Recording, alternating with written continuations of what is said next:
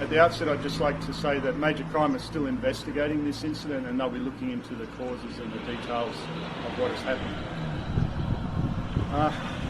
I can't even begin to imagine the anguish being suffered by the parents and the families and the loved ones of the kids that didn't make it out of this crash.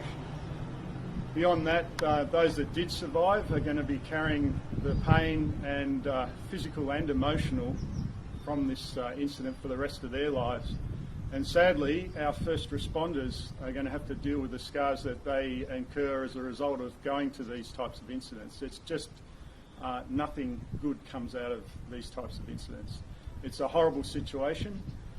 Sadly, it appears as though all of the young people, mostly children involved in this crash, were from the same school. The Education Department will have activated their incident response team, and they'll be wrapping services around the school and the families. We'll be doing the same with all of our first responders. It's just a terrible incident, and I hope that those who've physically survived the crash recover rapidly.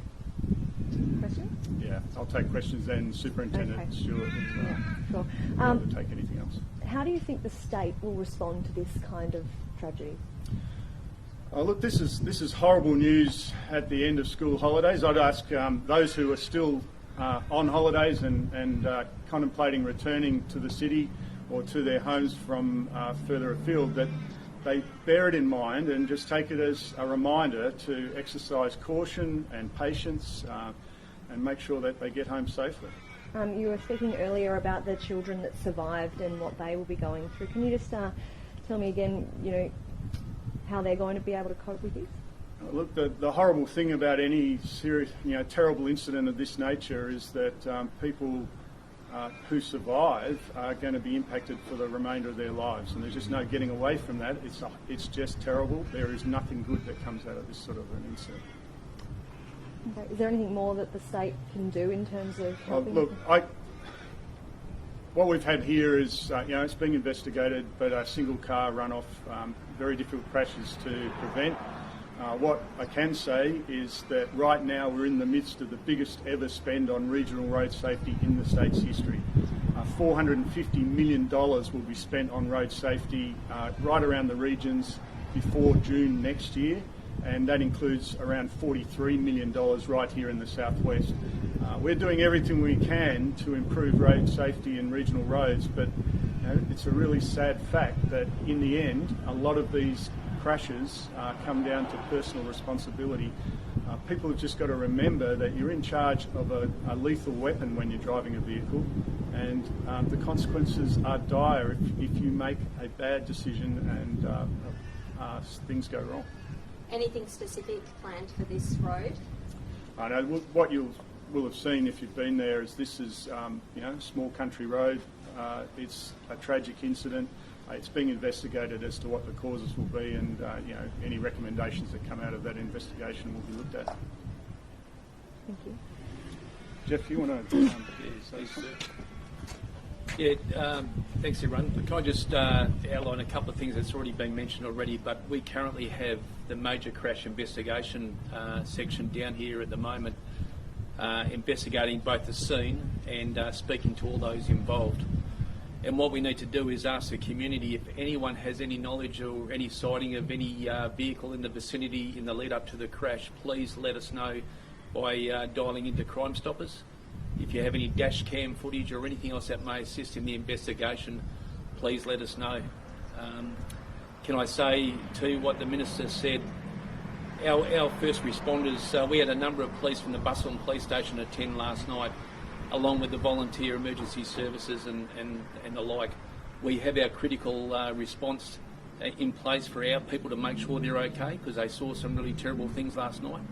But as the Minister said, it's nothing compared to what two families are going through right now and what they're experiencing. And being a country community, they are known to a lot of people. They all went to the same school, all the families know each other, and this community will be doing everything they can to make sure those people get through this. It's going to be hard, it's shocking. But what can the state do about this? the state, meaning everyone in Western Australia, has buy-in into road safety. We all need to think about how we drive vehicles, how we actually get about on the roads. The roads don't kill people. People get behind driving wheels and the like. We need to actually think about how we drive. I'm not preempting anything about this investigation right now, but we all have buy-in into the road safety of this state, and we all need to talk about it, particularly young people, parents with young people, novice drivers and the like. We all need to have buy-in into what happens on the roads in this state. Is there any early indication of what may have caused this crash? The major crash investigation are at the moment looking into everything, and they're in the infancy of the investigation. And everything about the road conditions and the people in the car and the outside environment will be forming part of that investigation. It's in the early stages at this point. Do you know what the children were doing? Were they just enjoying their school holidays on the way home, or? Look, I can't answer that only because I don't know. The major crash investigators are talking to all the people in the vehicle about what occurred, so that'll form part of the investigation. Did the driver have a driving licence? I can say the driver had a driving licence, and yeah.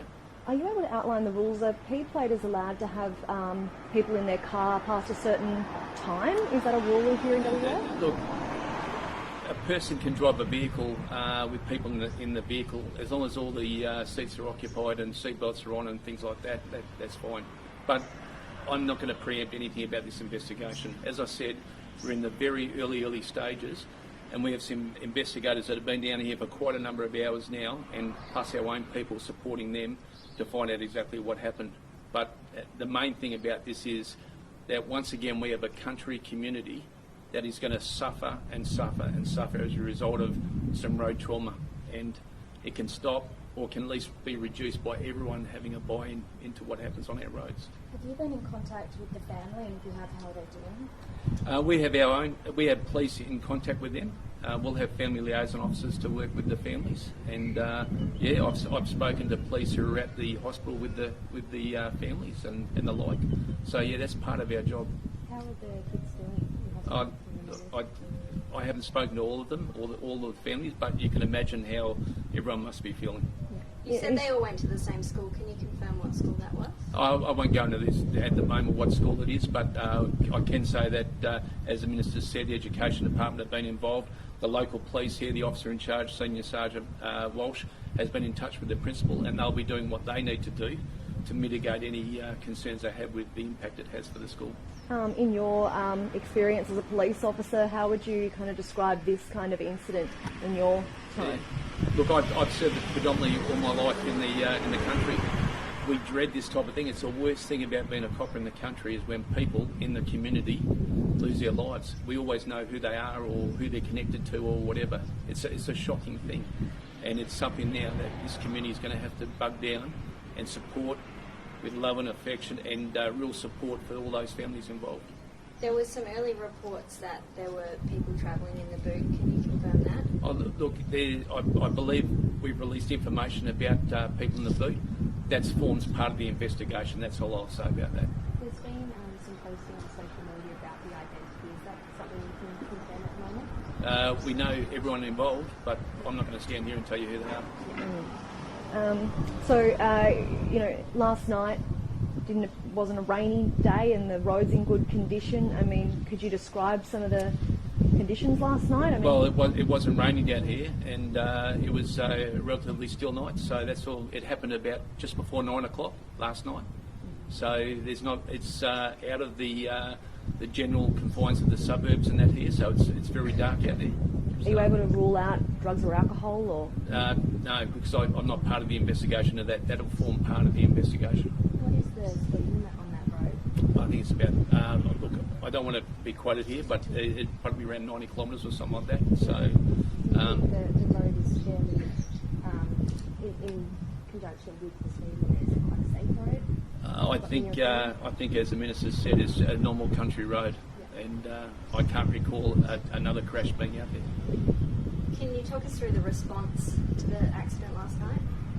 Just that when we became aware of it, we had a number of police who were on duty that went straight out there, and came across what had occurred. Other emergency services attended there, the fireys, the ambos and the like. We had the choppers down here that conveyed people away as well. So it was just another, if anything good out of it, is another good response by people, particularly the volunteers. We get paid for this, but we get people in the community that do this on a volunteer basis that responded out there in the manner in which we thought they would, and they did a fantastic job. And now, I think, as the Minister said as well, they're going to be thinking about what they saw last night. The survivors of this crash, what are the nature of their injuries? Some are minor, so no one now has life-threatening injuries, I've been told. So the ones who survived the crash are relatively okay, but need to receive some more treatment. Thank you. Thank you. Mind if I just grab a picture of both of you? Yeah, sure. Can I grab the... Do you want a sphere or? Yeah, just...